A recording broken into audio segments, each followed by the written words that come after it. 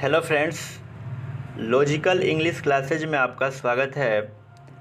ध्यान दीजिएगा, लड़के एवं लड़कियों की डिमांड थी कि सर लॉजिकल इंग्लिश चैनल पर ही आप हम लोगों को बायोलॉजी क्वेश्चन का कुछ रिवीजन करा दीजिए, शॉर्ट टाइम में ज़्यादा से ज़्यादा रिवीजन हो जाए। तो उसी पर्पज़ से हम लोग आज देखने वाले हैं कक्षा 10 का हम लोग देखेंगे, बायोलॉजी देखने वाले हैं। और इस क्लास में हम लोग चैप्टर 1 से लेकर 4 तक, चैप्टर 1 से लेकर 4 तक हम 2 पार्ट में आपको बताने वाले हैं। 2 पार्ट में हम क्वेश्चन का डिस्कशन आपको कराएंगे। एक पार्ट में लगभग आपको 73 क्वेश्चन मिलेगा। आज के सेशन में आपको 73 क्वेश्चन मिलेगा, लेकिन देखने में आपको लग रहा है कि 73 क्वेश्चन है, लेकिन एक क्वेश्चन में आपको 4 ऑप्शंस भी दिए जाएंगे। तो गुना कर लीजिए 73 इंटू 4, 4 3 जा 12 और 4 7 जा 28 और ये क्या हो जाएगा 9 हो जाएगा। यानी कि आपको मिलने वाले हैं लगभग 290 प्रश्न आपका तैयार होने वाला है। अगर आप शुरू से अंत तक डिस्कशंस को देख लेते हैं तो सचमुच आपको बायोलॉजी से प्रेम हो जाएगा। चलिए आइए हम आपको बताते हैं कि बायोलॉजी में आपको कैसे हम डिस्कशन कराएंगे, वो बातें अब बताते हैं हम। जैसे ध्यान दीजिएगा, जैसे हमने बताया आपके बायोलॉजी चैप्टर में पहला चैप्टर जो है आपका जैव प्रक्रम है। जैव प्रक्रम है, और ध्यान दीजिएगा जैव प्रक्रम के अंतर्गत ही कुछ चैप्टर्स आता है, उस चैप्टर्स का नाम जानना जरूरी है। ध्यान दीजिएगा, हम लोग जैव प्रक्रम को देखेंगे ही, इसी के अंतर्गत आता है श्वसन चैप्टर आता है, दूसरा आएगा आपका परिवहन आएगा, तीसरा आपका होगा उत्सर्जन आएगा, तीसरा उत्सर्जन।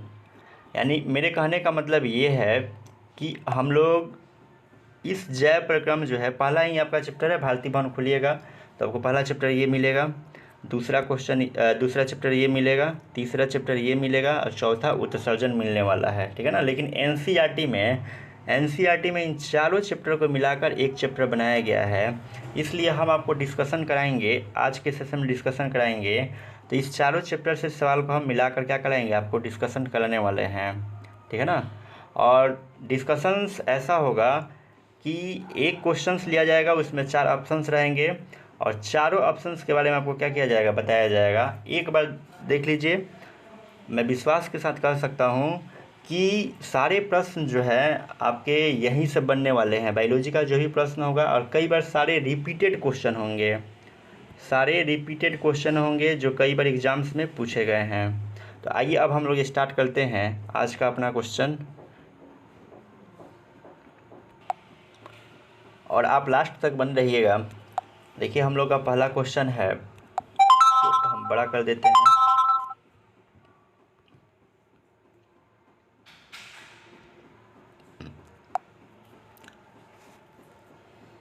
चैप्टर का नाम है जैव प्रक्रम, ठीक है ना। देखिए पहला आपका क्वेश्चन है, कुटपाद किस में पाया जाता है। कुटपाद, आप नाम सुने होंगे, कुटपाद का नाम सुने होंगे, तो आप सबसे पहले राइट आंसर कमेंट कीजिए क्या होगा कुटपाद का। कुटपाद किस में पाया जाता है। ऑप्शन ए है पैरामीशियम, ऑप्शन बी है इवलिना, ऑप्शन सी है अमीबा, ऑप्शन डी है इनमें से कोई नहीं। तो ध्यान दीजिएगा, जैसे कि आप जानते हैं, आप पढ़े होंगे कि जो कुटपाद जो होता है ना, कुटपाद जो होता है ये अमीबा में पाया जाता है। याद रखिएगा, कुटपाद जो होता है अमीबा में पाया जाता है, और अमीबा जो होता है आपका एक कोशिकीय जीव होता है।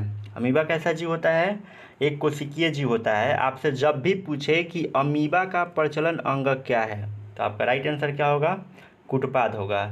या ऐसे गए कि कुटपाद किस में पाया जाता है, तो आंसर क्या हो जाएगा आपका, अमीबा हो जाएगा। तो आपका आंसर तो हो गया ऑप्शन नंबर सी हो गया, अमीबा। लेकिन थोड़ा सा ध्यान दीजिएगा, अमीबा के बारे में एक और फैक्ट याद रखिएगा कि ये जो अमीबा है, अमीबा का आकृति जो होता है अनियमित होता है। अनियमित कहने का मतलब है कि इसका आकृति जो होता है निश्चित नहीं होता है, इसका आकृति निश्चित नहीं होता है। किसी भी आकार का आप फोटो खींचिएगा ना, किसी भी डिजाइन का आप कोई भी आकृति लेते हैं तो अमीबा हम कह सकते हैं, क्योंकि अमीबा का कोई भी आकृति नहीं होता है। अमीबा से एक और बात याद रखिएगा कि अमीबा को अमर जीव भी कहा जाता है। अमीबा को अमर जीव भी कहा जाता है। इसे काटने पर इसकी मृत्यु नहीं होती है। आपका ऑप्शन नंबर ए में दिया गया है पैरामीशियम दिया गया है। हम लोग समझते हैं, थोड़ा सा पैरामीशियम के बारे में हम लोग समझते हैं। ध्यान दीजिएगा, ये जो है आपका पैरामीशियम है। तो जो आप ये पैरामीशियम जो देख रहे हैं, पैरामीशियम भी जो होता है ना, ये भी एक कोशिकीय जीव है। कैसा जीव है? एक कोशिकीय जीव है। एक कोशिकीय जीव का मतलब होता है ना कि उसके शरीर का निर्माण जो होगा एक ही कोशिका के माध्यम से होगा, इसीलिए हम लोग पैरामीशियम को क्या बोलते हैं? एक कोशिकीय जीव बोलते हैं। गौर कीजिएगा, इसमें एक कोशिका मुख होता है। क्या होता है? कोशिका मुख। कोशिका मुख यानी कि भोजन ग्रहण करने के लिए ये क्या होता है? कोशिका मुख होता है। लेकिन आप देखे हुए थे, अभी तुरंत देखे थे ना, अमीबा में देखे हुए थे, अमीबा में कोई भी कोशिका मुख नहीं होता है। अर्थात कहने का मतलब ये है कि ये अपने भोजन का ग्रहण जो होता है शरीर के किसी भी सतह के माध्यम से, अमीबा जो होता है भोजन का ग्रहण जो होता है शरीर के किसी भी सतह के माध्यम से आसानी से कर लेता है। तो आपको क्या याद रखना है कि पैरामीशियम भी क्या है? एक कोशिकीय जीव है। इसमें कोशिका मुख पाया जाता है। पैरामीशियम में क्या पाया जाता है? कोशिका मुख पाया जाता है। लेकिन अमीबा में कोशिका मुख नहीं पाया जाता है। कोई भी भोजन ग्रहण करने के लिए कोई भी अंगक नहीं होता है। ये अपने शरीर के किसी भी सतह से क्या कर लेता है? भोजन ग्रहण कर लेता है। एक चीज़ आप और ध्यान रखिएगा, अगर इसका प्रचलन अंगक बोलता है, पैरामीशियम का अगर प्रचलन अंगक बोलता है तो आपको क्या याद रखना है? सीलिया याद रखना है। ये कई बार एग्जाम में पूछा हुआ है कि पैरामीशियम का प्रचलन अंगक क्या है, तो आपको क्या याद रखना है? सीलिया याद रखना है। आइए अब देखते हैं, हम लोग अपना क्वेश्चन देख लेते हैं। अब देखिएगा, थोड़ा सा इसमें एक और भी दिया हुआ है, ऑप्शन नंबर बी में दिया हुआ है, यूग्लिना दिया हुआ है। तो इसको याद रखिएगा, यूग्लिना जो होता है ना, जीव जंतुओं के बीच की योजक कड़ी है। क्या है? इसको हम लोग बोलते हैं योजक कड़ी। क्या बोलेंगे? योजक कड़ी। किसके बीच की योजक कड़ी है? ये जीव जंतुओं के बीच की क्या है? योजक कड़ी है। क्यों इसको योजक कड़ी बोलते हैं? क्योंकि इसमें पौधे का भी गुण पाया जाता है और जीव जंतुओं का भी गुण पाया जाता है। इसलिए हम लोग यूग्लिना को क्या बोलेंगे कि ये पेड़ पौधे और जीव जंतुओं के बीच की योजक कड़ी का काम करता है। ये भी आराम से पूछ लेता है कि वह कौन सा ऐसा जीव है जो पेड़ पौधे एवं जीव जंतुओं के बीच योजक कड़ी का काम करता है। तो आपका राइट आंसर क्या हो जाएगा? यूग्लिना हो जाएगा। तो इस चीज़ को ध्यान रखिएगा। हम लोग का क्वेश्चन पूछा था कि कुटपाद किस में पाया जाता है, तो आंसर क्या हो जाएगा? अमीबा में पाया जाता है। आइए हम लोग देखते हैं नेक्स्ट क्वेश्चन हम लोग देख लेते हैं।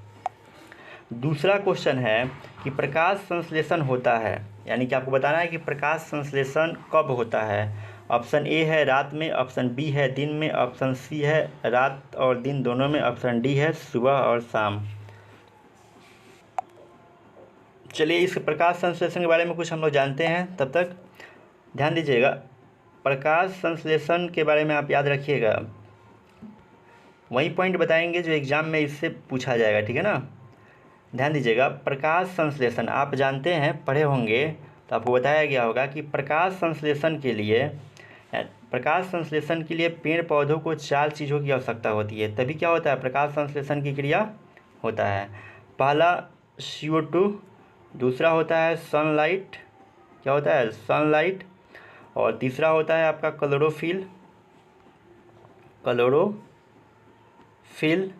और चौथा जो होता है जल।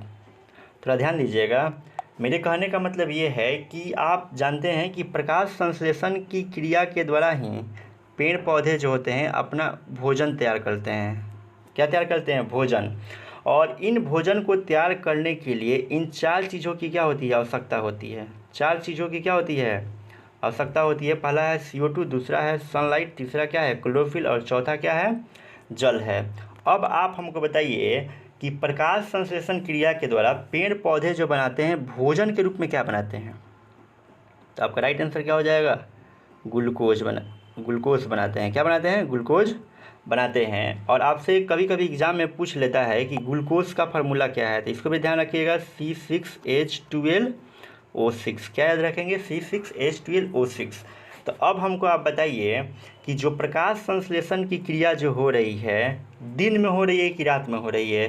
तो आप कहेंगे कि सर सनलाइट जो होता है, सूर्य का प्रकाश जो होता है, रात में तो मिलता नहीं है। यानी कहने का मतलब ये है कि प्रकाश संश्लेषण की क्रिया कब होगी? दिन में होगी। कब होगी? दिन में होती है। देखिए हम लोग चलते हैं अपने क्वेश्चन की तरफ चलते हैं। यहाँ पर देखिए क्वेश्चन पूछा था ना कि प्रकाश संश्लेषण कब होता है। अब बताइए इसका राइट आंसर क्या हो जाएगा? इसका राइट आंसर हो जाएगा ऑप्शन नंबर बी हो जाएगा, दिन में हो जाएगा। आइए हम लोग प्रकाश संश्लेषण क्रिया के बारे में कुछ और फैक्ट्स हम लोग जानते हैं। ध्यान दीजिएगा, जैसे आपने देखा कि प्रकाश संश्लेषण के बारे में कुछ पॉइंट्स देखे थे हम लोग। अब देखिएगा प्रकाश संश्लेषण क्रिया के द्वारा ही पेड़ पौधे क्या करते हैं? अपना भोजन बनाते हैं, ये भी हम लोग देख लिए। अब आपको यहाँ पर जानना जरूरी है कि आखिर पेड़ पौधे जो होते हैं प्रकाश संश्लेषण क्रिया में कौन सा गैस लेते हैं? पेड़ पौधे जो होते हैं प्रकाश संश्लेषण क्रिया में कौन सा गैस लेते हैं? यहाँ पर देखिएगा प्रकाश संश्लेषण पेड़ पौधे भी क्या करते हैं? श्वसन करते हैं। और पेड़ पौधे खाना ही बनाते हैं, भोजन बनाते हैं। तो यहाँ से दो तरीका का क्वेश्चन बनता है। अगर क्वेश्चन आपसे बोलता है कि पेड़ पौधे जो हैं श्वसन क्रिया में कौन सा गैस लेते हैं, तब आपका आंसर क्या हो जाएगा? ऑक्सीजन हो जाएगा। क्या हो जाएगा? ऑक्सीजन हो जाएगा। लेकिन जब प्रकाश संश्लेषण क्रिया में पूछा जाए कि प्रकाश संश्लेषण क्रिया में पेड़ पौधे कौन सा गैस लेते हैं भोजन बनाने के लिए, तो क्या हो जाएगा? आपका CO2 आंसर हो जाएगा। बातें स्पष्ट हो रही है? कहेगा कि प्रकाश संश्लेषण क्रिया में पेड़ पौधे कौन सा गैस लेते हैं? तो CO2, ठीक है ना। और पेड़ पौधे जो होते हैं श्वसन क्रिया में कौन सा गैस लेते हैं? ऑक्सीजन लेते हैं। अब थोड़ा सा ध्यान रखिएगा, कभी कभी आपसे पूछ लेता है कि वायुमंडल में ऑक्सीजन का प्रतिशत कितना पाया जाता है, तो ये भी ध्यान रखना है। कितना पाया जाता है? 21%। और पूछे कि CO2 का प्रतिशत कितना होता है, तो याद रखिएगा 0.03%। कितना होता है? 0.03%। एक चीज़ आप और ध्यान दीजिएगा, जैसे आपसे अगर कहे कि नाइट्रोजन कितना होता है वायुमंडल में, नाइट्रोजन, ये सब इम्पोर्टेंट है, कई बार एग्जाम में पूछा गया है।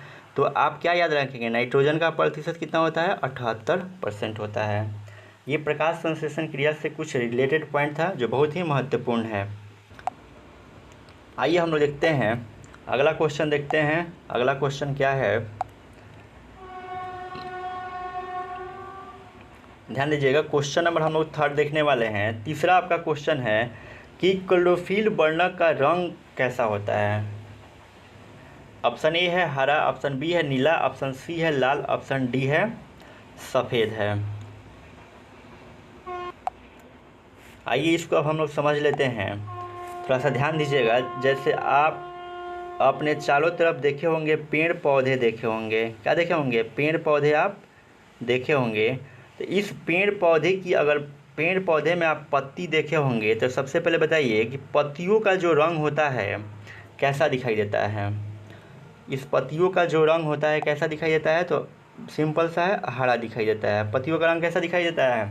हरा दिखाई देता है। अब पूछा जाए कि जो पत्तियों का रंग जो होता है हरा जो होता है किस कारण से होता है, तो उसमें क्लोरोफिल नामक वर्णक पाया जाता है। क्या पाया जाता है जी? क्लोरोफिल नामक वर्णक पाया जाता है, जिसके कारण क्या होता है? पत्तियों का रंग हरा होता है।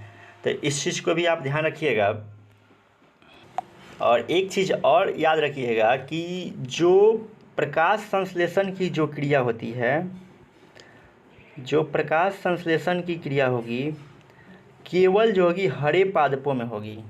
प्रकाश संश्लेषण की क्रिया जो होगी केवल हरे पादपों में होगी, ठीक है ना।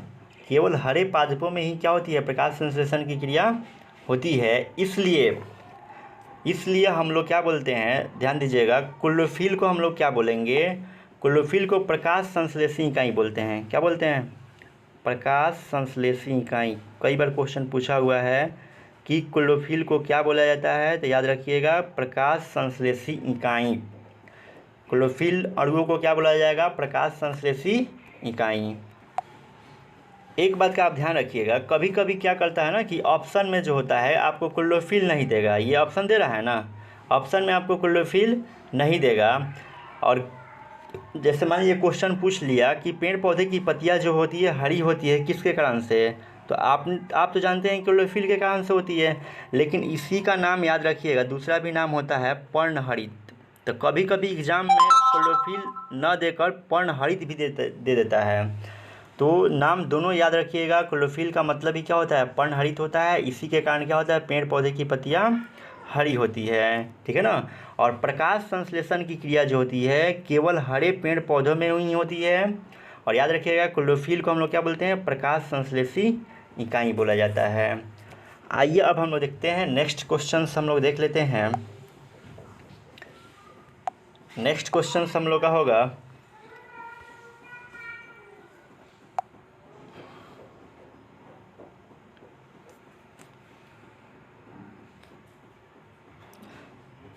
क्वेश्चंस नंबर हम लोग देखते हैं 4 नंबर देखते हैं। कह रहा है 4 नंबर देखिएगा, कह रहा है कि रक्त में आयरन की कमी से होने वाला रोग का नाम बताना है। रक्त में आयरन की कमी से होने वाला रोग। आइए इसके बारे में थोड़ा सा हम लोग रक्त के बारे में जानते हैं। जैसे आप जानते हैं ब्लड के बारे में, ब्लड को हम लोग हिंदी में क्या बोलते हैं? रक्त बोलते हैं। क्या बोलते हैं? रक्त बोलते हैं। इसी को रुधिर भी बोला जाता है।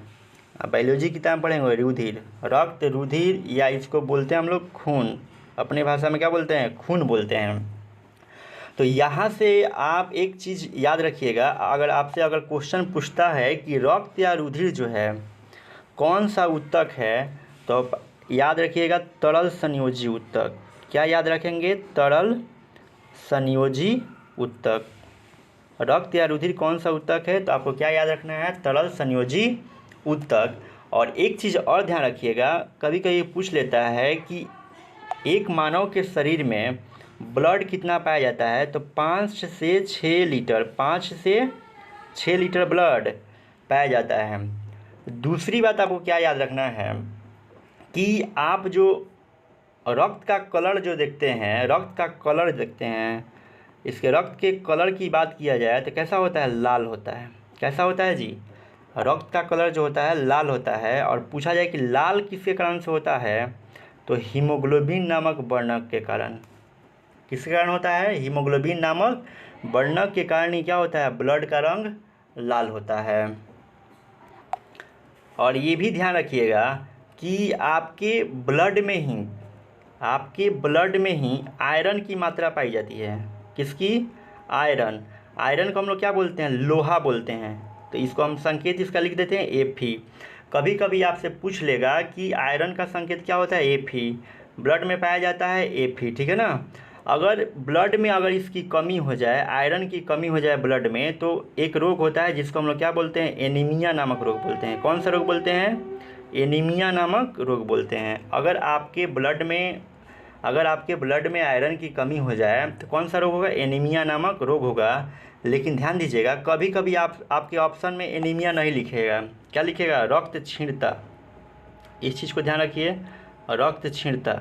एनीमिया को ही हम लोग क्या बोलते हैं? रक्त क्षीणता। यानी कहने का मतलब कि आपके शरीर में क्या हो जाएगा कि जब ब्लड में कमी, रक्त में आयरन की जब कमी हो जाएगी तो कौन सा रोग होगा? एनीमिया होगा, रक्त क्षीणता। तो ब्लड में आयरन की कमी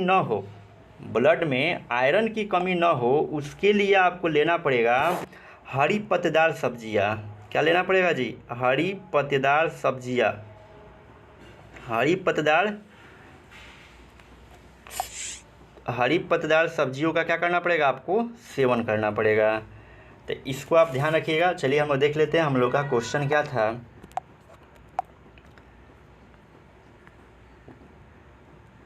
बताइए इसका राइट आंसर क्या हो जाएगा 4 का? कह रहा नहीं कि रक्त में आयरन की कमी से एक रोग है, तो कौन सा रोग होता है? एनीमिया, टीबी, मधुमेह, उच्च रक्तचाप। क्या हो जाएगा right answer? Option number C हो जाएगा। क्या हो जाएगा? एनीमिया हो जाएगा।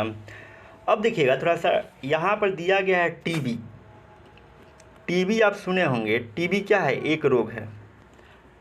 टीबी क्या है जी? एक रोग है। और ये कैसे फैलता है? टीबी विषाणु से फैलता है कि बैक्टीरिया से फैलता है, कॉक से फैलता है कि प्रोटोजोआ से फैलता है? तो याद रखिएगा ये जो होगा बैक्टीरिया से फैलेगा। किससे फैलेगा? बैक्टीरिया से ये रोग फैलता है। और आपसे पूछा जाए कि टीबी दिवस कब मनाया जाता है? टीबी दिवस कब मनाया जाता है? तो आप याद रखिएगा 24 मार्च को। क्या याद रखिएगा? 24 मार्च को टीबी दिवस मनाया जाता है। ये भी कभी कभी पूछ लेता है एग्ज़ाम में। उसके बाद आपके ऑप्शन में देखिए मधुमेह भी दिया है। मधुमेह को हम लोग बोलते हैं, चीनिया लोग बोलते हैं ना जी, शुगर बोलते हैं या डायबिटीज़ बोलते हैं। आपके शरीर में गौर कीजिएगा, मधुमेह नामक रोग कैसे होता है, इसकी हम लोग मधुमेह या इसी को हम लोग क्या बोलेंगे जी, डायबिटीज़ बोलेंगे, डायबिटीज़, ठीक है ना। या इसको हम लोग शुगर ही बोलते हैं, आम भाषा में क्या बोलते हैं, शुगर। तो गौर कीजिएगा, एक हार्मोन होता है, उस हार्मोन का नाम जो है इंसुलिन। जब आपके शरीर में इंसुलिन की कमी हो जाए, जब आपके शरीर में इंसुलिन नामक हार्मोन की कमी हो जाए, तो इससे कौन सा रोग होगा, मधुमेह नामक रोग होगा या डायबिटीज़ नामक रोग होगा। तो इस चीज़ को आप ध्यान रखिएगा। उसके बाद आपके ऑप्शन में था एक तो उच्च रक्तचाप था। क्या था, उच्च रक्तचाप। उच्च रक्तचाप था ना, इसको हम लोग बोलते हैं हाई ब्लड प्रेशर। क्या बोलते हैं, हाई ब्लड प्रेशर। तो ध्यान दीजिएगा, जब किसी व्यक्ति का ब्लड प्रेशर जो हो जाए, हाई हो जाए, तो उसको दिल के दौरे पड़ने के चांस रहते हैं, दिल के दौरे पड़ने के चांस रहते हैं हाई ब्लड प्रेशर में। अच्छा, हाई ब्लड प्रेशर कैसे होता है, आप पढ़े होंगे कि एक व्यक्ति का जो नॉर्मल ब्लड प्रेशर होना चाहिए, कितना होना चाहिए, 120/80। नॉर्मल ब्लड प्रेशर कितना होना चाहिए, 120। ये उच्च रक्तचाप नहीं है, यहाँ हम बता रहे हैं आपको normal blood pressure. Normal blood pressure कितना होना चाहिए, 120/80 mm/Hg होना चाहिए। अगर इसमें से अगर 120 से 140 हो गया, 80 से क्या हो गया, 100 हो गया, तो आपका ब्लड प्रेशर क्या हो जाएगा, बढ़ जाएगा। तो उसी को हम लोग क्या बोलेंगे, उच्च रक्तचाप बोलते हैं। आइए चलते हैं, हम लोग अपने क्वेश्चन की तरफ चलते हैं।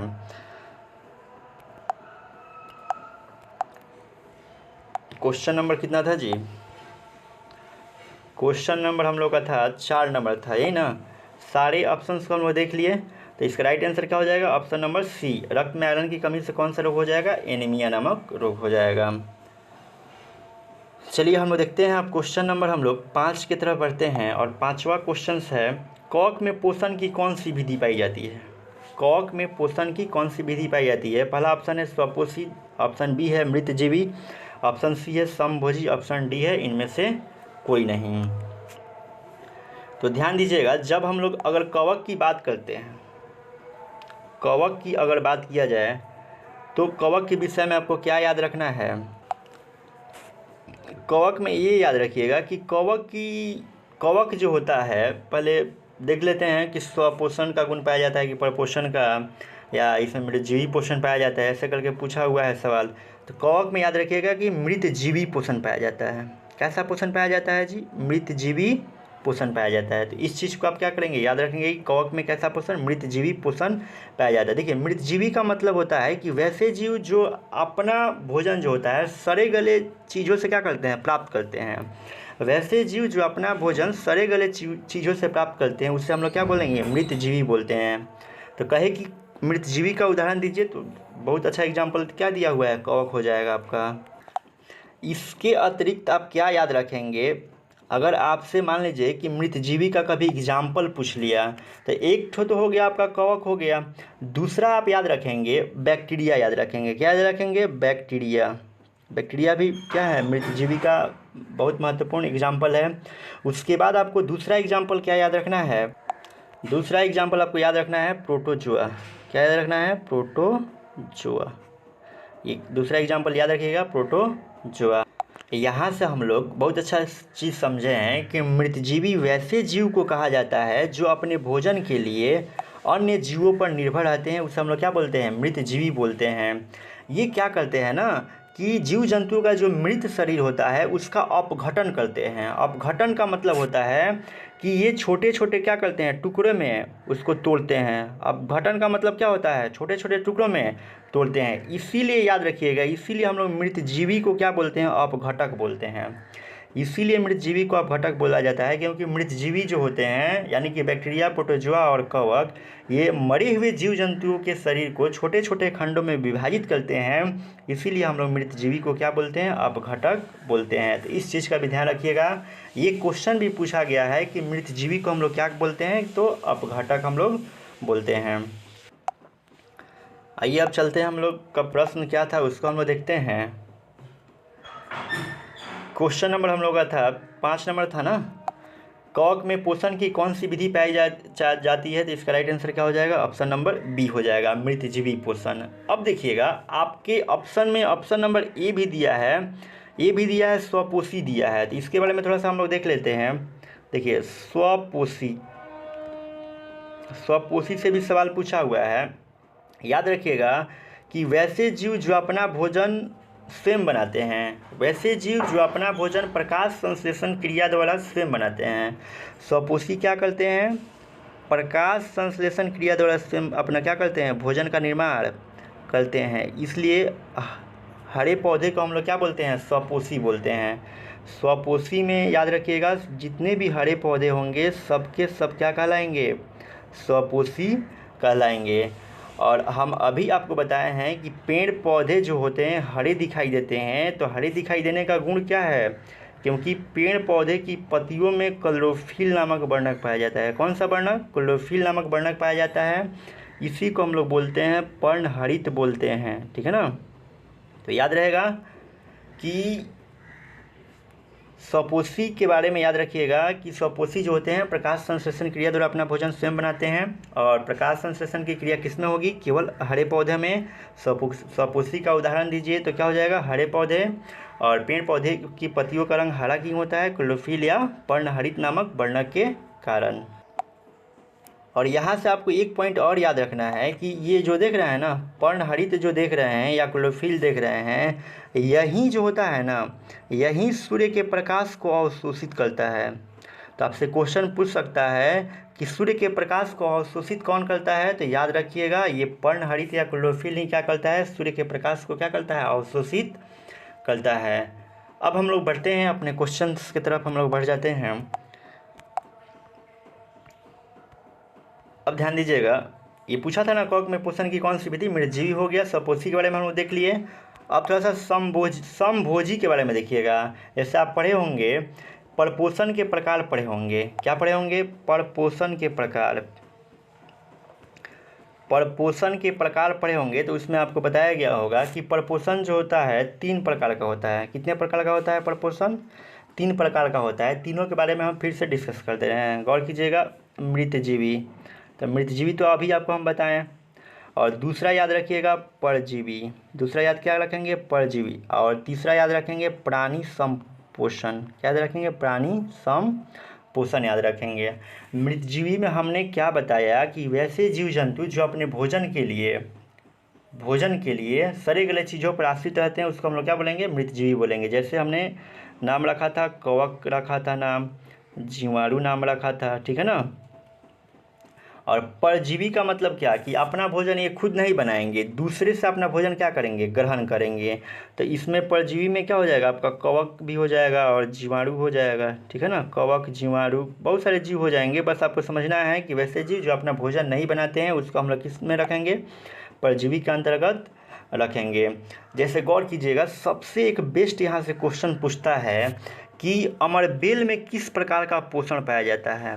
ये क्वेश्चन कई बार रिपीट हुआ है एग्जाम में कि अमरबेल में किस प्रकार का पोषण पाया जाता है। तो आप याद रखिएगा कि परजीवी पोषण पाया जाता है, ठीक है ना। अमरबेल भी परजीवी का उदाहरण है, तो इसको याद रखिएगा कि अमरबेल में परजीवी पोषण पाया जाता है। आइए तीसरा हम लोग समझते हैं प्राणी संपोषण क्या है। प्राणी संपोषण क्या है, तो ध्यान रखिएगा इसमें जो भी जंतु आते हैं ना, अपना भोजन जो होगा ठोस या तरल के रूप में, भोजन किस रूप में ग्रहण करेंगे, ठोस या तरल के रूप में भोजन ग्रहण करते हैं। और इस विधि से पोषण ग्रहण करने वाले जीव को ही हम लोग क्या बोलते हैं, समभोजी। क्या बोलेंगे, समभोजी, प्राणी समभोजी। यानी कि इस विधि से भोजन ग्रहण करने वाले जीव को ही हम लोग क्या बोलेंगे, प्राणी समभोजी। अब आप कहिएगा कि सर ठोस और तरल के रूप में कौन सा जीव भोजन करता है, तो याद रखिएगा अमीबा। क्या याद रखेंगे, अमीबा आप याद रख सकते हैं, या सबसे अच्छा तो एग्जाम्पल तो मनुष्य ही हो जाएगा। क्या हो जाएगा, मनुष्य एग्जाम्पल हो जाएगा। तो वैसा भोजन जो वैसा पोषण वह विधि जिसमें कोई भी जीव अपना भोजन जो होता है ठोस या तरल के रूप में ग्रहण करता है, उसे हम लोग प्राणी संपोषण कहते हैं। और इस विधि से ग्रहण किए गए पोषण भोजन को हम लोग क्या बोलेंगे, प्राणी समभोजी पोषण कहते हैं। जैसे क्या हो जाएगा, अमीबा हो जाएगा, यानी कि जो ठोस या तरल के रूप में भोजन ग्रहण कर रहे हैं ना, वहीं आएगा इसमें। तो अमीबा और मनुष्य, आप मेढक भी ले सकते हैं, कोई दिक्कत नहीं होने वाला है। तो चलिए, आशा करते हैं कि आपको समझ में आ रहा होगा। अगर समझ में आप सही तरीके से आप समझ रहे हैं तो आप कमेंट करके बताते रहिए कि आपको ये सेशन कैसा लग रहा है और आपका कितना मतलब सही हो रहा है, और इस तरीके से मतलब पढ़ने से आपका क्या कॉन्सेप्ट क्लियर हो रहा है कि नहीं, आप ज़रूर कमेंट करके हमको बताएंगे। चलिए हम लोग बढ़ते हैं अगले क्वेश्चन की तरफ।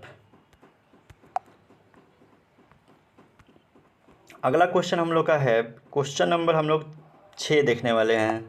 6 नंबर देखिएगा, ऑक्सीजन क्या है।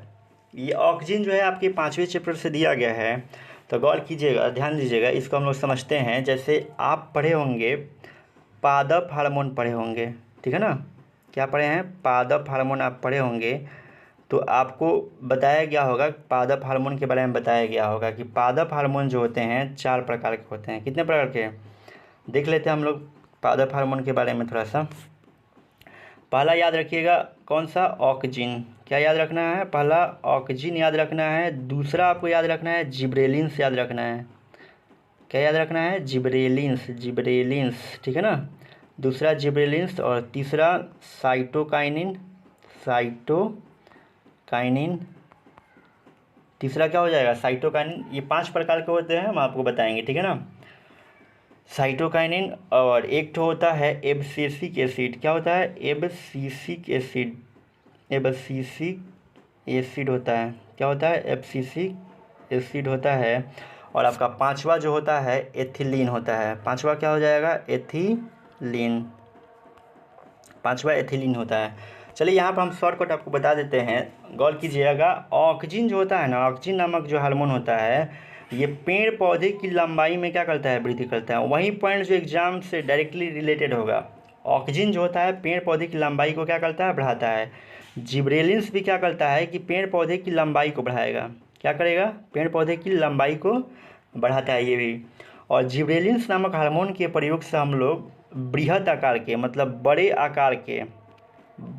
आकार के फल एवं फूलों का उत्पादन करते हैं। बड़े आकार के फल एवं फूल प्राप्त होते हैं, किससे, जिब्रेलिन्स नामक हार्मोन से। आगे ध्यान दीजिएगा, जो आपका साइटोकाइनिन है, ये भी क्या है, एक पादप हार्मोन है। क्या है, एक पादप हार्मोन है।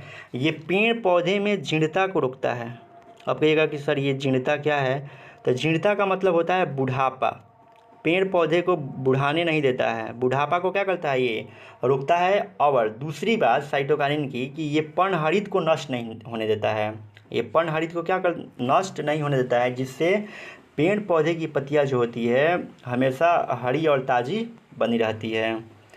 अगला इसमें देखिएगा, एब्सिसिक एसिड भी क्या है, हार्मोन है। एब्सिसिक एसिड भी हार्मोन है। ये जो है उसका उल्टा काम होता है। जहाँ ऑक्सीजन जो है लंबाई बढ़ा रहा है, जिब्रेलिन्स भी लंबाई बढ़ा रहा है, ये क्या करेगा ना, इसकी लंबाई को बढ़ने नहीं देगा, लंबाई को बढ़ने नहीं देगा। इसलिए हम लोग एब्सिसिक एसिड को हम लोग बोलते हैं वृद्धि रोधक हार्मोन। क्या बोलेंगे, वृद्धि रोधक हार्मोन। याद रखिएगा, वह कौन सा ऐसा हार्मोन है जिसको हम लोग वृद्धि रोधक हार्मोन कहते हैं, तो एब्सिसिक एसिड। और 5वां याद रखिएगा, इसमें एथिलीन हार्मोन के बारे में आपको क्या याद रखना है, कि एथिलीन एक ऐसा हार्मोन है जो गैसीय अवस्था में पाया जाता है। किस अवस्था में पाया जाता है, गैसीय अवस्था में पाया जाता है। ये फल पकाने में क्या करता है, सहायता करता है, इसलिए इसको हम लोग फल पकाने वाले हार्मोन भी कहते हैं। यहाँ से प्रश्न तो भर भर के एग्जाम में पूछता है कि वह कौन सा ऐसा हार्मोन है जिसे फल पकाने वाला हार्मोन भी हम लोग कहते हैं, तो क्या हो जाएगा, एथिलीन हो जाएगा। या आपसे कहे कि कृत्रिम रूप से फलों को पकाने में किस हार्मोन का यूज किया जाता है, तब भी आपका आंसर क्या होगा, हार्मोन ही होने वाला है। चलिए अब आपसे हम क्वेश्चन कुछ पूछते हैं, क्वेश्चंस का जवाब दीजिए। पहला अगर क्वेश्चन पूछता है कि वह कौन सा ऐसा हार्मोन है जो पेड़ पौधे की लंबाई में वृद्धि करता है, तो आपका आंसर क्या हो जाएगा, ऑक्सीजन भी हो जाएगा और जिब्रेलिन्स भी हो जाएगा। ये दोनों ऑप्शन में होगा तो दोनों क्या हो जाएगा, आपका आंसर हो जाएगा। दूसरा प्रश्न कि वह कौन सा ऐसा हार्मोन है जो पेड़ पौधे वह कौन सा ऐसा हार्मोन है जिससे बड़े आकार के फल एवं फूल प्राप्त होते हैं, फल एवं फूल प्राप्त होते हैं, तो आंसर क्या हो जाएगा आपका, जिब्रेलिन्स हो जाएगा, ठीक है ना। अगला क्वेश्चन कि वह कौन सा ऐसा हार्मोन है जो पेड़ पौधे में जीर्णता को रोकता है तथा पर्णहरित को नष्ट नहीं होने देता है। तो आपका आंसर क्या होगा, साइटोकाइनिन हो जाएगा। अगला प्रश्न होगा कि वह कौन सा ऐसा हार्मोन है जो पेड़ पौधे की वृद्धि को रोकता है, लंबाई को बढ़ने नहीं देता है। वृद्धि रोधक हार्मोन किससे कहा जाता है, तो एब्सिसिक एसिड। अगला क्वेश्चन है कि वह कौन सा ऐसा हार्मोन है जो गैसीय अवस्था में पाया जाता है, एथिलीन। वह कौन सा हार्मोन है जो फलों को पकाने में सहायता करता है, एथिलीन। वह कौन सा ऐसा हार्मोन है जो कृत्रिम रूप से फलों को पकाने में सहायता करता है, एथिलीन। जितना प्रश्न आपको यहाँ से बताया है ना पादप हार्मोन से, यहीं से प्रश्न आएगा, दूसरे जगह से प्रश्न नहीं आएगा। जो बातें अभी डिस्कस हुआ है आप अगर ध्यान से सुने होंगे ना तो आप देखिएगा इससे बहुत सारा प्रश्न बनता है। तो अब आपको आंसर देना क्या हो जाएगा, आसान हो जाएगा। चलिए हम लोग देख लेते हैं क्या था हम लोग का क्वेश्चंस।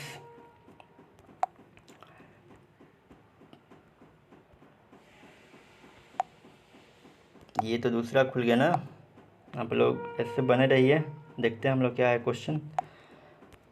चलिए ध्यान दीजिए, हम लोग का क्वेश्चन था कि ऑक्सीजन है, देखिए बहुत छोटा सवाल है लेकिन डिस्कशन हम लोग 5 मिनट तक किए हैं। ऑक्सीजन क्या है अब बताइए, वसा है, एंजाइम है, हार्मोन है, कार्बोहाइड्रेट है। तो आपका राइट आंसर क्या हो जाएगा इसमें, हार्मोन। ऑक्सीजन क्या है जी, हार्मोन है। कैसा हार्मोन है, पादप हार्मोन है। क्या है, पादप हार्मोन है।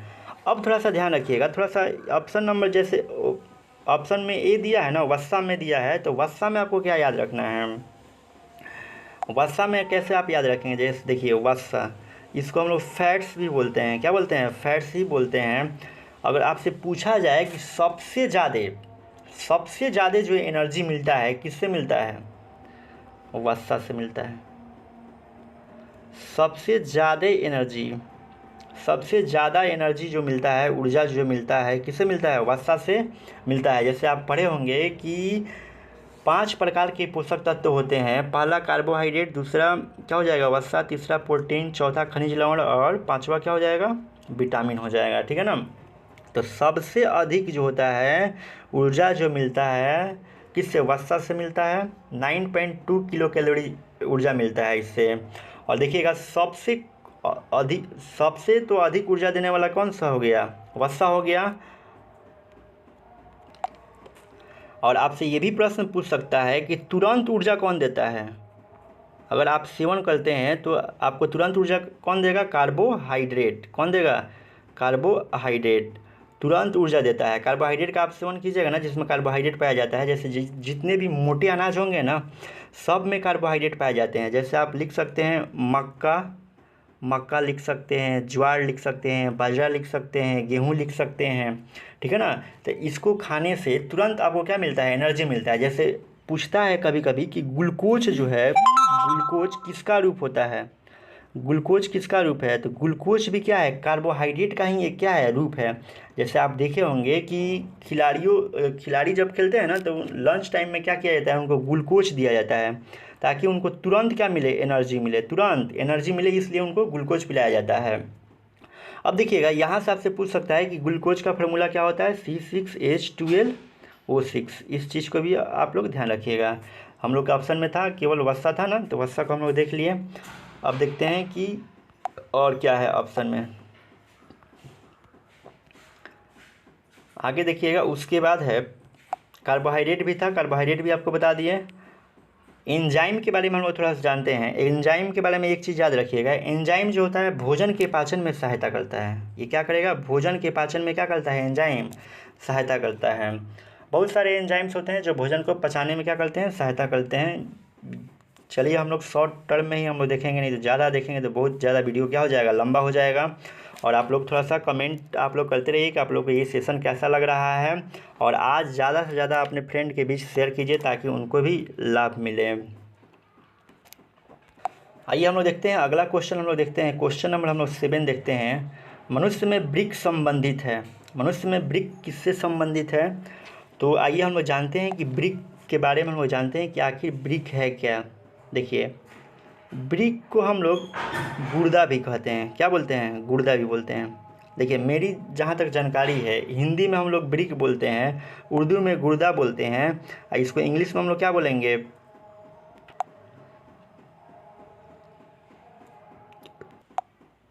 इसको इंग्लिश में हम लोग बोलते हैं किडनी बोलते हैं। क्या बोलते हैं? किडनी बोलते हैं।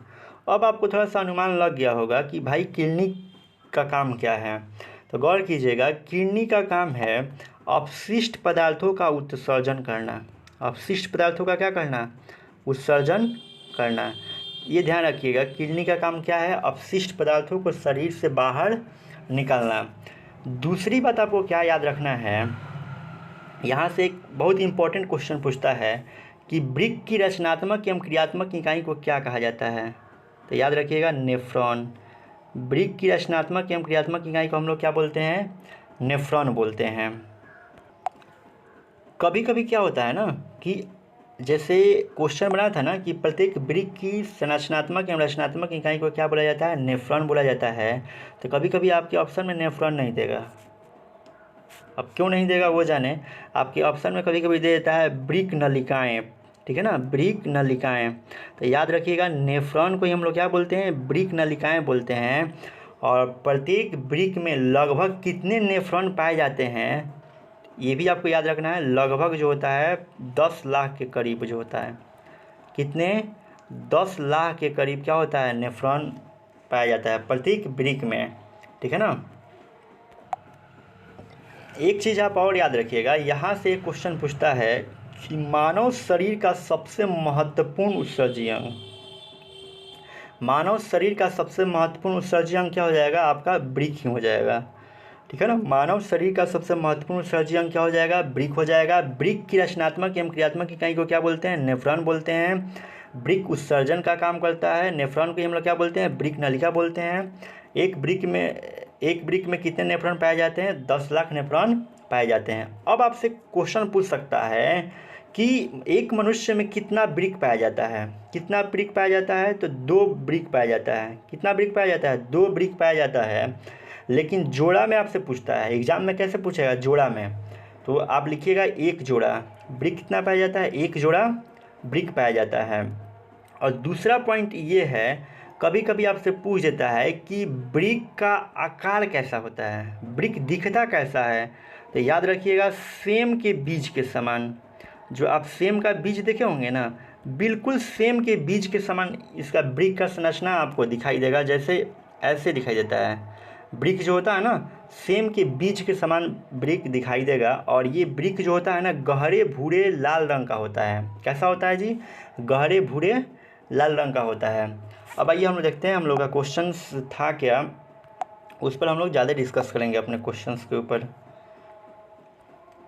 क्वेश्चन हम लोग का था ना 7 नंबर कि मनुष्य में वृक्क किससे संबंधित है? बोलिए राइट आंसर क्या हो जाएगा? ऑप्शन नंबर सी हो जाएगा, उत्सर्जन से संबंधित है। क्या हो जाएगा? उत्सर्जन से संबंधित है।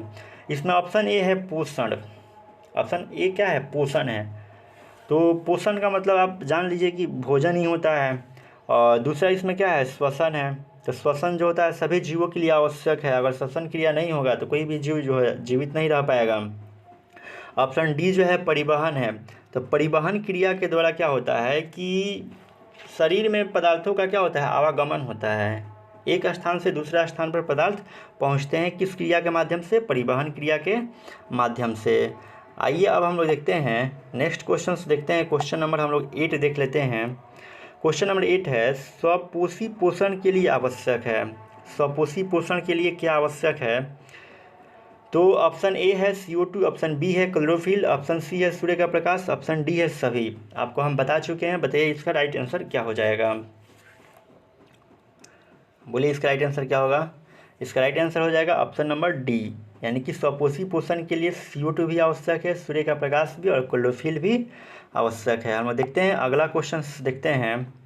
यहाँ पर देखिए क्वेश्चन नंबर 9 कह रहा है कि प्रकाश संश्लेषण की क्रिया में ऑक्सीजन बाहर निकलता है। यानी कह रहा है कि किसके द्वारा, यानी कि प्रकाश संश्लेषण क्रिया में ऑक्सीजन बाहर कैसे निकलता है, किसके द्वारा ऑक्सीजन बाहर निकलता है? तो आपका आंसर है, ऑप्शन है जल से, बी है CO2 से, ऑप्शन सी है ग्लूकोज से, ऑप्शन डी है डिक्टियोजोम से। इसका राइट आंसर हो जाएगा ऑप्शन नंबर डी, यानी कि जब जल टूटता है ना प्रकाश संश्लेषण क्रिया में, तो इसी से क्या होता है? ऑक्सीजन बाहर निकलता है, ठीक है ना। जल का आप जानते होंगे H2O, तो जब ये टूटेगा ना तो ये ऑक्सीजन क्या होगा? बाहर उधर निकलता है। तो इस चीज़ को आप याद रखिएगा। अगला क्वेश्चन हम लोग का है 10 नंबर है मैग्नीशियम पाया जाता है, मैग्नीशियम पाया जाता है।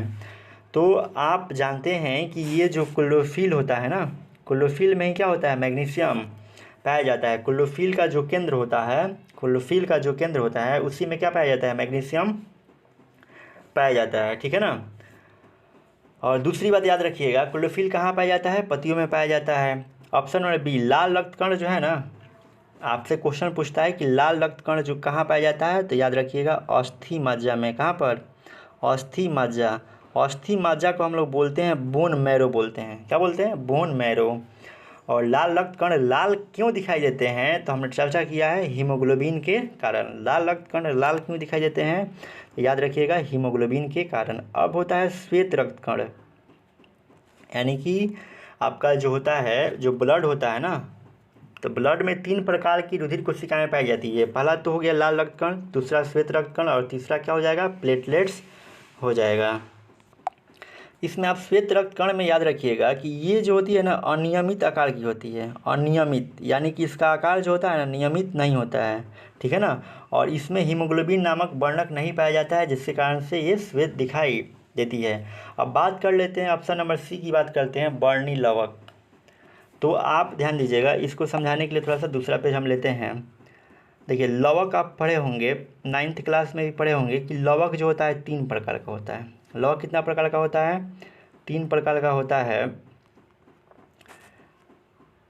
एक ठो याद रखिएगा, पहला हरित लवक, पहला क्या है, हरित लवक। और दूसरा क्या है, ले लीजिए बर्नी लवक ही हम ले लेते हैं, बर्नी लवक। और तीसरा याद रखिएगा अवर्णी लवक, तीसरा क्या याद रखेंगे, अवर्णी लवक।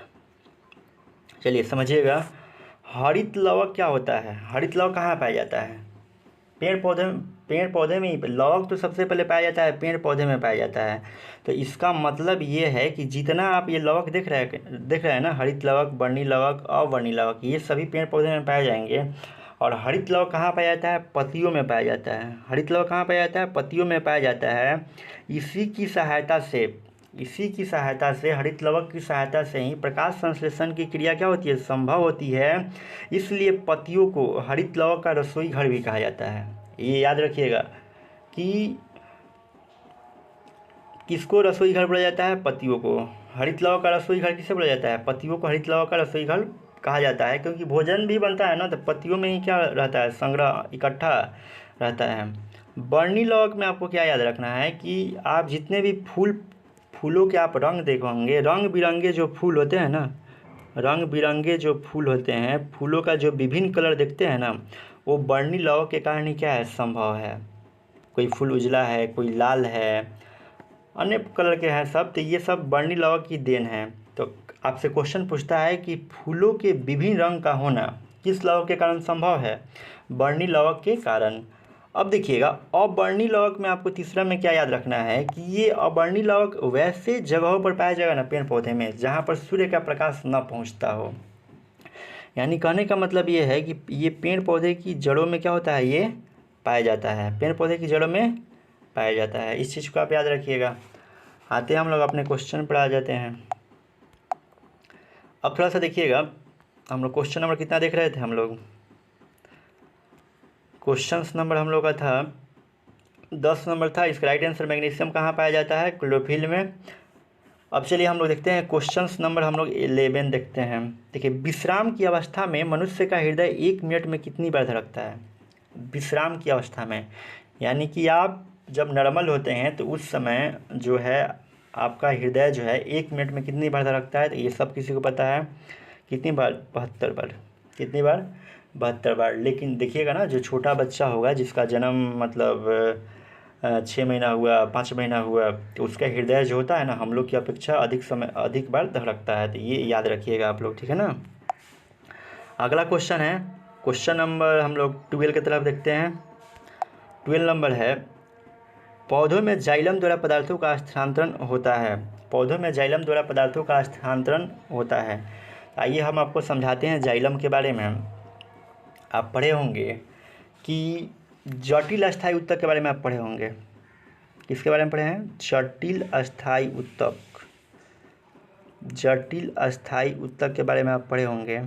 तो ध्यान रखिएगा, ये जटिल अस्थायी ऊतक जो होता है ना 2 प्रकार का होता है। कितने प्रकार का होता है? 2 प्रकार का। पहला याद रखिएगा जाइलम। क्या याद रखेंगे? जाइलम। देखिए जाइलम को ही हम लोग क्या बोलते हैं? दारू बोलते हैं। जाइलम को ही दारू बोलते हैं, या इसी को ही हम लोग बोलते हैं चालन ऊतक। क्या बोलेंगे? चालन ऊतक इसका नाम है। जाइलम का क्या नाम है? दारू है। चालन ऊतक क्या है? इसका नाम है। दूसरा ऊतक इसमें होता है फ्लोएम ऊतक। क्या होता है? फ्लोएम ऊतक होता है। अब ध्यान दीजिएगा, अब इसके काम की हम लोग बात कर ले तो इसमें समानता क्या है कि जाइलम और फ्लोएम दोनों जो होता है पादप ऊतक है, दोनों पादप ऊतक है। और दोनों कहाँ पाया जाता है? तो जो पेड़ पौधे का जो पत्ती होता है, जड़ होता है और तना, इस दोनों की अगर बात किया जाए कि कहाँ पाया जाता है, तो याद रखिएगा ये दोनों पाए जाते हैं जड़, तना और पत्ती। जड़, तना और पत्तियों में ये दोनों पाए जाते हैं, ठीक है ना। अब इसके हम लोग काम की बात करें तो याद रखिएगा जाइलम ऊतक जो होगा ना, जाइलम ऊतक जो होता है ये जो होता है जल का परिवहन करता है। किसका परिवहन करेगा? जल का परिवहन करेगा। और जल का परिवहन कैसे होगा? ऊपर से नीचे होगा कि नीचे से ऊपर? तो आप जानते हैं कि जल जो है नीचे है, धरती में जल है, धरती में जल है ना जी, यानी कि नीचे से जल पहुंचेगा ऊपर की तरफ। आपसे पूछ सकता है कि जाइलम जो होता है जल का परिवहन कैसे करता है? नीचे से ऊपर की तरफ, यानी कि एक ही दिशा में तो हो रहा है ना, देखिए ना, एक ही दिशा में हो रहा है, एक दिशीय दिशा में, या नीचे से ऊपर की तरफ क्या होता है? जल का परिवहन होता है। तो इस चीज़ को आप ध्यान रखिएगा। और याद रखिएगा ये जाइलम जो है ना, ये जाइलम जो है आपको अंतर लिखने के लिए देता है जाइलम और फ्लोएम में। जाइलम जो है निर्जीव होता है। कैसा होता है? जाइलम जो होता है निर्जीव होता है। इस चीज़ का भी आप ध्यान रखिएगा। अब देखते हैं हम लोग फ्लोएम ऊतक की हम लोग बात करते हैं। तो सबसे पहले देखिए फ्लोएम जो होता है ना ये सजीव होता है। फ्लोएम जो होता है सजीव होता है। और फ्लोएम की बात करते हैं, काम की बात करते हैं, तो फ्लोएम जो होता है ये काम क्या करता है?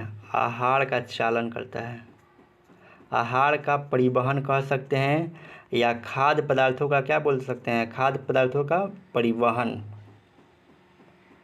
ये खाद्य पदार्थों का परिवहन करता है। याद रखिएगा फ्लोएम जो है सजीव है, इसका कार्य क्या है फ्लोएम का? तो ये खाद्य पदार्थों का क्या करता है? चालन करता है।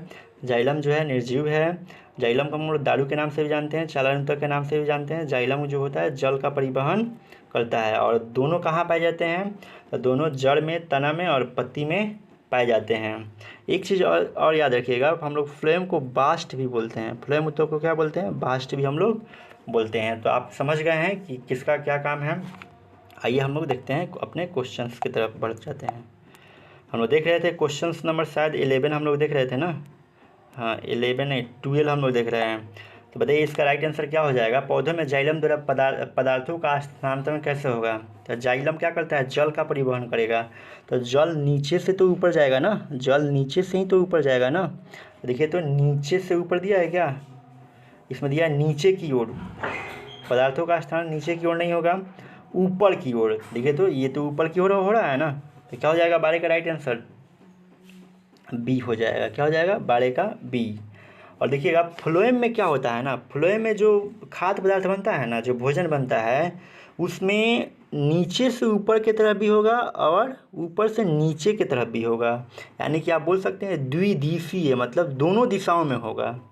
फ्लोएम में खाद्य पदार्थों का परिवहन द्विदिशीय, मतलब दोनों दिशाओं में, यानी कि नीचे से ऊपर भी और ऊपर से नीचे भी। लेकिन जाइलम में अगर खाद्य पदार्थों का परिवहन कहा जाए तो केवल नीचे से ऊपर, यानी कि एक दिशीय, एक ही दिशा में होगा जाइलम में, और फ्लोएम में दोनों दिशा में, यानी कि द्विदिशीय में होगा। अगला क्वेश्चन हम लोग का है क्वेश्चन नंबर 13 है। कह रहा है कि मनुष्य में प्रमुख उत्सर्जी अंग कौन सा है? मनुष्य में प्रमुख उत्सर्जी अंग। आइए आपको हम समझाते हैं कि आखिर ये उत्सर्जी अंग क्या होता है। थोड़ा सा समझिएगा उत्सर्जी अंग के बारे में। देखिए उत्सर्जी अंग, जिस अंग के माध्यम से, याद रखिएगा, जिस अंग के माध्यम से उत्सर्जी पदार्थ बाहर निकलते हैं, जिस अंग के माध्यम से उत्सर्जी पदार्थ बाहर निकलते हैं, उसी को हम लोग क्या बोलते हैं? उत्सर्जी अंग बोलते हैं। याद रहेगा जिस अंग के माध्यम से उत्सर्जी पदार्थ बाहर निकलते हैं उसको हम लोग क्या बोलेंगे, उत्सर्जी अंग बोलेंगे। आइए कुछ हम लोग उत्सर्जी पदार्थ के बारे में हम लोग जानते हैं। उत्सर्जी पदार्थ का मतलब क्या होता है, बेकार पदार्थ। उत्सर्जी पदार्थ का मतलब बेकार पदार्थ, हानिकारक पदार्थ भी हम लोग बोलते हैं, अपशिष्ट पदार्थ हम लोग बोल सकते हैं। तो उत्सर्जी पदार्थ के रूप में सबसे पहले जो हो जाएगा मल हो जाएगा, सबसे पहले क्या हो जाएगा, मल हो जाएगा। दूसरा है पसीना, पसीना भी क्या है, अपशिष्ट पदार्थ है। और आप लिख सकते हैं इत्यादि, बहुत सारा चीज़ जो होता है शरीर से निकलता है, ठीक है ना। शरीर में बनने वाले बेकार पदार्थों को हम लोग क्या बोलते हैं, अपशिष्ट पदार्थ या उत्सर्जी पदार्थ हम लोग कहते हैं। तो मल, पसीना इत्यादि। अब जो उत्सर्जी पदार्थ आपके शरीर के अंदर बन रहा है तो वो निकलेगा कैसे, उत्सर्जी अंग के माध्यम से निकलेगा। तो अभी हम पीछे के क्वेश्चंस में हम डिस्कशन आपको कराए थे, तो आपको बताए थे कि मानव शरीर का सबसे महत्वपूर्ण उत्सर्जी अंग कौन सा है। तो आप जवाब भी दिए थे, ब्रिक है। क्या है, ब्रिक है। मानव शरीर का सबसे महत्वपूर्ण उत्सर्जी अंग कौन सा है, ब्रिक है, जिसको हम लोग गुर्दा के नाम से भी जानते हैं, किडनी के नाम से भी हम लोग जानते हैं, ठीक है ना। ब्रिक क्या करता है ना, ब्रिक क्या करता है कि ये जो है यूरिया को बाहर निकलता है। यूरिया जैसे अपशिष्ट पदार्थों को क्या करता है, बाहर निकलता है। उसके बाद ये सबसे क्या है, महत्वपूर्ण उत्सर्जी अंग है। उसके बाद दूसरा देखिएगा त्वचा। त्वचा भी क्या है, एक उत्सर्जी अंग है। ये जो है त्वचा जो है आपका पसीने को बाहर निकालेगा। किसको बाहर निकालेगा, त्वचा से पसीने को बाहर निकालेगा। और पसीने के साथ साथ देखिएगा ना, जो साल्ट होता है ना, जो नमक की मात्रा होता है, वो भी पसीने के साथ साथ क्या होता है, बाहर निकल जाता है। तो याद रहेगा, ब्रिक हो गया, त्वचा हो गया। और तीसरा आपको क्या याद रखना है, तीसरा आप याद रखिएगा, फेफड़ा याद रखिएगा। फेफड़ा भी क्या है, एक उत्सर्जी ही अंग है, क्योंकि फेफड़ा जो क्या करता है, ये CO2 को क्या करता है, बाहर निकलता है। आपके शरीर में CO2 क्या है, एक उत्सर्जी पदार्थ है, यानी कि अपशिष्ट पदार्थ है। तो ये CO2 बाहर निकलेगा कैसे, फेफड़े की सहायता से क्या होता है, बाहर निकलता है। उत्सर्जी अंग में यहाँ पर याद रखिएगा यकृत, यकृत भी उत्सर्जी अंग में आता है। इसको देखिएगा, यकृत को हम लोग बोलते हैं लीवर या जिगर भी हम लोग कहते हैं। तो यहाँ से यकृत से एक क्वेश्चन पूछता है एग्जाम में कि मानव शरीर की सबसे बड़ी ग्रंथि, मानव शरीर की सबसे बड़ी ग्रंथि कौन सी है, तो क्या हो जाएगा आपका यकृत। तो यकृत का काम क्या होता है, थोड़ा सा देखिएगा। जो नाइट्रोजनी पदार्थ होता है ना, नाइट्रोजनी पदार्थ जो होता है, जैसे मान लीजिए कि जो अमोनिया है, इसको NH3 हम लिखते हैं, ये अमोनिया को किस में बदल देता है, यूरिया में बदल देता है। बहुत महत्वपूर्ण काम करता है। ये NH3 को, अमोनिया को किस में बदलता है, यूरिया में बदलता है। तब हम लोग यूरिया को क्या करते हैं, बाहर निकालते हैं। हम लोग अपने शरीर से डायरेक्टली अमोनिया को बाहर नहीं निकाल देते हैं। बाहर निकालने के लिए क्या होता है, बाहर निकालने के लिए सबसे पहले यकृत हमारा जो होता है, इस अमोनिया को यूरिया में कन्वर्ट करता है। और यूरिया जो होता है ब्रिक के रास्ते, मूत्र के माध्यम से बाहर निकल जाता है। तो अब आपको समझ में आ गया होगा कि मनुष्य का सबसे महत्वपूर्ण उत्सर्जी अंग कौन सा है, ब्रिक है। ब्रिक है, सबसे महत्वपूर्ण उत्सर्जी अंग ब्रिक है। उसके बाद त्वचा, फेफड़ा और यकृत। उत्सर्जी अंग क्या करते हैं, उत्सर्जी पदार्थों को शरीर से क्या करते हैं, बाहर निकालते हैं। उत्सर्जी पदार्थ में याद रखिएगा मल, पसीना, साल्ट, यूरिया और अमोनिया, ये सब क्या है, उत्सर्जी पदार्थ है। अब आइए हम लोग बढ़ते हैं अपने क्वेश्चंस की तरफ बढ़ते हैं। हम लोग क्या देख रहे थे उसको हम लोग देखते हैं। शायद हम लोग क्वेश्चन नंबर 13 ना देख रहे थे जी, हाँ 13 की तरफ हम लोग थे। 13 हम लोग का 13 बजा दिया, बहुत ज़्यादा डिस्कशन हो गया ना। आप लोग थोड़ा सा कमेंट करके बताइएगा कि आप लोगों का क्लास कैसे लग रहा है। हमको तो लग नहीं रहा है कि हम 73 क्वेश्चन डिस्कशन करा पाएंगे, क्योंकि हम भी बहुत ज़्यादा अब थक गए हैं, ठीक है ना। तो सबसे पहले आप बताइए कि मनुष्य में प्रमुख उत्सर्जी अंग कौन सा है। इसका राइट आंसर बताइए क्या हो जाएगा।